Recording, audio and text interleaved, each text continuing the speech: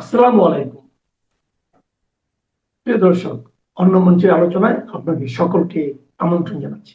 2024 সালের 4 আগস্ট গভীর রাত শীর্ষ সেনা জেনারেলদের মধ্যে সিনিয়র জেনারেলদের মধ্যে অনুষ্ঠিত হয় এক টেলিকনফারেন্স।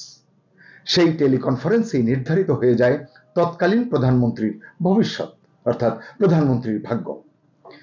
ধারাবাহিক প্রতিবেদনের আজকের পর্বে শুনবেন ভয় ধরানো কিছু কথা, কিছু তথ্য যা জানা এবং বোঝা সবার জন্যই জরুরি।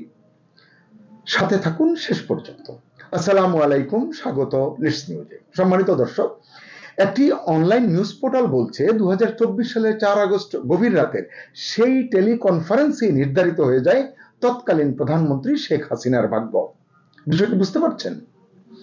প্রধানমন্ত্রীর সার্বিক নিরাপত্তা দেখভালের দায়িত্ব যাদের, তাদেরই কয়েকজন টেলিকনফারেন্সের মাধ্যমে সিদ্ধান্ত নিচ্ছেন রাত পোহালে প্রধানমন্ত্রীর পরিণতি কি হবে। নর্থ ইস্ট নিউজের দাবি, কতিপয় শীর্ষ সামরিক কর্মকর্তার গভীর রাতের ওই আলাপই সরকারের পতনের পথ নিশ্চিত করে। পত্রিকাটি বলছে এটি ছিল ইনডাইরেক্ট কু বা পরোক্ষ অভ্যুত্থান, সরাসরি ক্ষমতা দখল নয়, বরং পরিস্থিতিকে এমন জায়গায় নিয়ে যাওয়া যেখানে আসলে সরকারের পক্ষে টিকে থাকা অসম্ভব। অনুমান করা হয় সেই আলোচনায় সেনাপ্রধান জেনারেল ওয়াকারুজ্জামান হয়তো সামিল ছিলেন, যিনি প্রধানমন্ত্রীর নিকটাত্মীয় এবং এই টেলিকনফারেন্সের মাত্র কয়েকদিন আগে, সম্ভবত 24 জুন, যাকে শেখ হাসিনাই সেনাপ্রধানের র্যাঙ্ক ব্যাজ পরিয়েছিলেন। নর্থ ইস্ট নিউজ বলছে ওই টেলিকনফারেন্সে সিদ্ধান্ত গ্রহণকারী সিনিয়র সেনা কর্মকর্তাদের মধ্যে এমন একজন ছিলেন যিনি মেজর ইনফ্লুয়েন্সার, প্রধান প্রভাবক, এবং তার নাম নর্থ ইস্ট লিখছে তিনি নৌবাহিনী প্রধান অ্যাডমিরাল মোহাম্মদ নাজমুল হাসান। আমার আসলে বিশ্বাস করতে কষ্ট হচ্ছে, কিন্তু সিনিয়র সাংবাদিক এনায়েত কবির লিখছেন জলপাই সবুজ পোশাকধারী ওই ব্যক্তিদের মধ্যেকার ছায়াচ্ছন্ন আলোচনা সম্পর্কে অবগত দুজন ব্যক্তি নর্থ ইস্ট নিউজকে এই তথ্য জানিয়েছেন। তাই সংশ্লিষ্টরাই কেবল এই তথ্যের সত্য মিথ্যা নির্ধারণ করতে পারেন। তারা যত দ্রুত এটা করবেন দেশ ও জাতির জন্য ততই মঙ্গল। এনায়েত কবির লিখছেন 4 আগস্টের সেই দুর্ভাগ্যজনক রাতে সেনাপ্রধান জেনারেল ওয়াকার শেখ হাসিনা এবং তৎকালীন স্বরাষ্ট্রমন্ত্রী আসাদুজ্জামান খান কামালকে পরিস্থিতি নিয়ন্ত্রণে আছে বলে মিথ্যা আশ্বাস দিচ্ছিলেন, অথচ তিনি জানতেন সময় ফুরিয়ে গেছে। এ প্রসঙ্গে সোশ্যাল মিডিয়ার ওই সময়ের একটি নিউজের কথা মনে পড়ছে। সত্য মিথ্যা যাচাই করা হয়নি। শেখ হাসিনা যখন হেলিকপ্টারে চড়ে দিল্লির পথে, তখন জেনারেল ওয়াকার নাকি ফোন করে বলেছিলেন, আপনি আমার উপর আস্থা রাখতে পারলেন না স্যার। আজকে এনায়েত কবির ভাইয়ের রিপোর্টটি পড়ে আমি টেলিফোনের বিষয়টি মেলানোর আসলে চেষ্টা করছিলাম। সুপ্রিয় দর্শক, আজকের প্রতিবেদনে এমন কিছু তথ্য উঠে এসেছে যেগুলোর সত্যতা সম্পর্কে সংশ্লিষ্টরাই কেবল ভালো বলতে পারবেন। তথ্যগুলো খুবই গুরুত্বপূর্ণ এবং স্পর্শকাতর। নৌবাহিনীর রিয়ার অ্যাডমিরাল মোহাম্মদ সোহেলের কথা নিশ্চয়ই আপনাদের মনে আছে। 2010 সালের দিকে তিনি র্যাবের মিডিয়া উইং এর প্রধান ছিলেন। বেশ গণমাধ্যমের কারণে মানুষের মাঝে পরিচিতি পেয়েছিলেন। পায়রা বন্দর কর্তৃপক্ষের চেয়ারম্যান ছিলেন এক সময়, এবং পরে চট্টগ্রাম পোর্ট ট্রাস্টেরও চেয়ারম্যান হয়েছিলেন। 2024 সালের 20 আগস্ট তাকে ঢাকার বনানী থেকে গ্রেফতার করা হয়, এটি আমরা গণমাধ্যমে দেখেছি। এই প্রতিবেদনের দাবি হলো সোহেলের বরখাস্ত এবং গ্রেপ্তারে সাবেক সেনাপ্রধান জেনারেল অবসরপ্রাপ্ত ইকবাল করিম ভূঁইয়া এবং লেফটেন্যান্ট কর্নেল বরখাস্ত হাসিনুর রহমান এবং নৌবাহিনী প্রধান অ্যাডমিরাল মোহাম্মদ নাজমুল হাসান সক্রিয় ভূমিকা পালন করেছিলেন।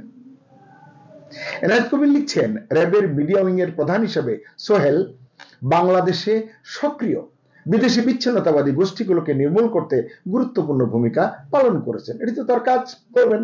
তিনি একটি হত্যা মামলায় গ্রেফতার হয়েছিলেন। তার বিরুদ্ধে মূল অভিযোগ ছিল সিদ্দিকীর সঙ্গে তার ঘনিষ্ঠতা। সিদ্দিকী মেজর জেনারেল অবসরপ্রাপ্ত তারেক সিদ্দিকী, তৎকালীন প্রধানমন্ত্রী শেখ হাসিনার আত্মীয় এবং নিরাপত্তা উপদেষ্টা। জুলাই আগস্টের অস্থিরতার সময়ে সোহেল নিয়মিত সিদ্দিকীকে টেক্সট মেসেজ পাঠিয়ে জানাতেন সেনাবাহিনী, রাষ্ট্র, সরকার, পুলিশ বেসামরিক প্রশাসন এবং বিচার বিভাগকে রক্ষা করার দায়িত্বে ইচ্ছাকৃতভাবে অবহেলা করছে এবং সশস্ত্র বাহিনীর এই অবহেলা ছিল ইচ্ছাকৃত এবং নীতিগত সিদ্ধান্ত। একই সূত্র ধরে তৎকালীন আন্তর্জাতিক অপরাধ ট্রাইব্যুনালের প্রধান প্রসিকিউটর তাজুল ইসলাম, যিনি এখন আর নেই, দীর্ঘ কঠোর জিজ্ঞাসাবাদ করেছেন সোহেলকে। 2025 নভেম্বরে ঢাকার ধানমন্ডির এক গোপন আস্তানায় তাজুল ইসলামের টিম এই জিজ্ঞাসাবাদ চালিয়েছে বলে নর্থ ইস্ট নিউজ লিখছে। সোহেলের কাছে তাদের চাওয়া ছিল তিনি যেন স্বীকার করেন 6 আগস্ট 2024 মেজর জেনারেল অবসরপ্রাপ্ত তারেক সিদ্দিকীকে সমুদ্র পথে দেশ থেকে পালিয়ে যেতে তিনি সহায়তা করেছিলেন এবং তাকে শেখ হাসিনা, মেজর জেনারেল অবু সিদ্দিকী এবং মেজর জেনারেল অবসরপ্রাপ্ত জিয়াউল হাসানের বিরুদ্ধে একটি হত্যা মামলায় রাষ্ট্রপক্ষের সাক্ষী হওয়ারও প্রস্তাব দেওয়া হয়েছিল। প্রস্তাবে রাজি হলে সপরিবারে তাকে বিদেশে নিরাপদে স্থানান্তরের প্রস্তাবও দেওয়া হয়েছিল। তারেক সিদ্দিকী ছাত্র আন্দোলন তীব্রতর হয়ে উঠলে সশস্ত্র বাহিনীর উপর নিয়ন্ত্রণ হারিয়ে ফেলেন, নর্থ ইস্ট লিখছে। তিনি আসলে তৎকালীন প্রধানমন্ত্রীকে কোনো সহায়তা করতে পারছিলেন না। এই না পারার পেছনেও বেশ কারণের কথা লিখেছেন এনায়েত কবির। তিনি বলছেন যে এর মধ্যে অন্যতম হলো সামরিক সচিব মেজর জেনারেল অবসরপ্রাপ্ত কবির আহমেদ ওই সময় যে দায়িত্বগুলো ছিল সেটা সমন্বয় করতে চাচ্ছিলেন না। সশস্ত্র বাহিনী বিভাগের principal staff officer lieutenant general অবসরপ্রাপ্ত মাহমুদুল হাসান শামীম নাকি তার দায়িত্ব পালনে অদক্ষ ছিলেন। Chief of general staff lieutenant general অবসরপ্রাপ্ত সাইফুল আলম এবং quarter master general lieutenant general অবসরপ্রাপ্ত মুজিবুল হক সামরিক নেতৃত্ব নিয়ে জেনারেল ওয়াকারের সাথে দ্বন্দ্বে লিপ্ত ছিলেন। আরেকটি গুরুত্বপূর্ণ বিষয় এসেছে নর্থ ইস্টের প্রতিবেদনে, তা হলো 2004 সাল থেকে শেখ হাসিনার ব্যক্তিগত নিরাপত্তা তদারকির দায়িত্বে থাকা মেজর অবসরপ্রাপ্ত শোয়েব এবং মেজর অবসরপ্রাপ্ত মামুনকে 2021 সালে অপসারণ করা হয়। এই দুজন দীর্ঘদিন ধরে এসএসএফ এর কার্যক্রম তত্ত্বাবধান এবং সমন্বয় করছিলেন। তাদের অপসারণের পর প্রধানমন্ত্রীর ব্যক্তিগত নিরাপত্তা দুর্বল হয়ে পড়ে, এমনটি লিখছে কাগজটি। এদিকে বেসামরিক প্রশাসনকে সহায়তা করার জন্য 16 জুলাই 2024 থেকে দেশজুড়ে সেনাবাহিনী মোতায়েন করা হলেও তাদের গাফিলতির কারণে পরিস্থিতি নিয়ন্ত্রণের বাইরে চলে যায়। এনায়েত কবির লিখেছেন, মেজর জেনারেল অবসরপ্রাপ্ত হামিদুল হক এবং মেজর জেনারেল জুবায়ের ইচ্ছাকৃতভাবে সরকারকে সঠিক গোয়েন্দা তথ্য প্রদানে ব্যর্থ হন। আসলে ব্যর্থ হন না ইচ্ছাকৃত, সেটি তো বড় মুশকিল। রংপুরে আবু সাইদের মৃত্যুর পর কোটা সংস্কার আন্দোলন সরকার বিরোধী বিক্ষোভে দিকে গড়ায়। এই অস্থিরতার মধ্যে 43 জন নিহত হওয়ার পর সরকার ও বেসামরিক প্রশাসন পরিস্থিতির উপর আসলে সম্পূর্ণ নিয়ন্ত্রণ হারিয়ে ফেলে। এটা আসলে আমরা পরেও দেখেছি যে 5 তারিখে যখন শেখ হাসিনা দেশ ত্যাগ করেন, এই কথা শোনার পরও জাতীয় সংসদ, গণভবন এবং প্রধানমন্ত্রীর সচিবালয়ে যা ঘটেছে গণমাধ্যমে বিস্তর ছবি আছে, টেলিভিশনে ছিল, এক কথায় অবিশ্বাস্য। এখন আসলে হিসাব মিলছে, কারণ রাষ্ট্রের গুরুত্বপূর্ণ স্থাপনা এবং প্রতিষ্ঠানগুলোকে ইচ্ছাকৃতভাবে অরক্ষিত রাখা হয়েছিল যাতে দুষ্কৃতকারীরা অবাধে লুটপাট চালাতে পারে। সেনাবাহিনী চাইলে এটি কখনোই সম্ভব ছিল না বলে দেশের মানুষ বিশ্বাস করেন। ধানমন্ডির 32 নম্বরে অবস্থিত বঙ্গবন্ধু জাদুঘরটি ভেঙে দেওয়ার ঘটনা সেনাবাহিনীর সদিচ্ছা এবং সক্ষমতাকে প্রশ্নবিদ্ধ করেছে, কোনো সন্দেহ নেই। এছাড়া 4 শতাধিক থানায় নিরস্ত্র পুলিশের উপরে হামলা, অতর্কিতে হামলা, অস্ত্র এবং গোলাবারুদ লুটের আসলে কি ব্যাখ্যা আছে? আসলে পুলিশ বাহিনীর মনোবল ধ্বংস করার জন্যই নাকি এক নীল নকশা কাজ করছিল তখন। এনায়েত কবির লিখছেন, বেসামরিক প্রশাসন, পুলিশ এবং বিচার বিভাগকে পরিকল্পিতভাবে সেনাবাহিনীর উপর নির্ভরশীল করে তোলা হয়। এটা আমরা কিন্তু দেখেছি, মানে কোনো মব নিয়ন্ত্রণ করতে গিয়ে পুলিশই আসলে আবার পাল্টা আক্রমণের শিকার হয়েছে।